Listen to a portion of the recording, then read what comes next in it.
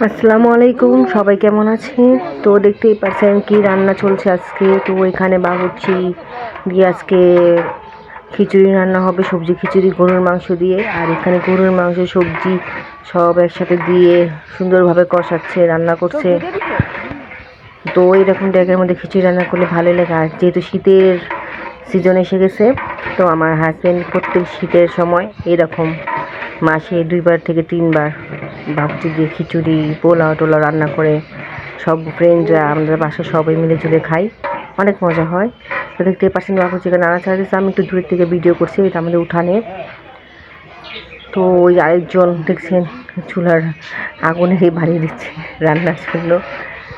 তো উনি নাড়ছে ভালো করে যাতে সুন্দরভাবে কষানো হয়। আর উনি হচ্ছে যে এখন দেখছেন উনি হচ্ছে মেন বাবুর্চি। তো উনি অনেক ভালো রান্না করে। আর উনি আমাকে রান্নার পরে একটু দিয়েছে দেখার জন্য কেমন হয়েছে। আর এখন সব মশলাগুলো দিয়ে দিচ্ছে,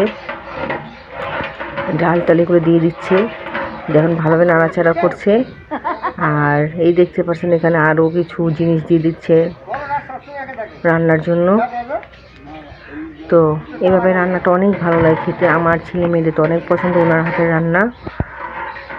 তো এই যে রান্না করছে আর গল্প করছে। আর আমাদের তরকারি যে দিয়েছিল সবজি তরকারিটা দিয়ে একটু মুড়ি মাখিয়ে নিয়েছে আলাদা করে। তো খেলাম, অনেক মজা হয়েছে তরকারিটা, মুড়ি দিয়ে মাখার আরও ভালো লাগছে।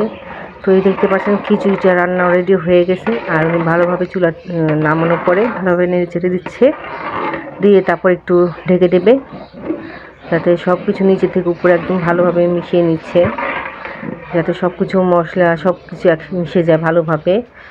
তো এখন নেড়ে ছেড়ে দিয়ে একটু ঢেকে দেবে। আর দেখতেই পাচ্ছেন খিচুড়ি কালারটা এত সুন্দর হয়েছে, দেখতে এত টেস্টি লাগছে যে কি বলবো। তো খেয়ে অবশ্যই আপনাদের কমেন্টে জানাবো কেমন হয়েছে খিচুড়িটা। আর উনি আরেকটু নেড়ে চেড়ে দিচ্ছে, দিয়ে এখন উনি ঢেকে দেবেন। তো এই যে নেড়ে চেড়ে দিচ্ছে মশলাটা আর একটু ভালোভাবে খিচুড়িটা মিশে যাওয়ার জন্য। তো আর এত তাপ বের হচ্ছিল, ধোঁয়া। তো যাই হোক, এই যে শীতের সময় এরকম আগুন ভালোই লাগে। আর এই দেখছেন এখন ঢেকে দিচ্ছে।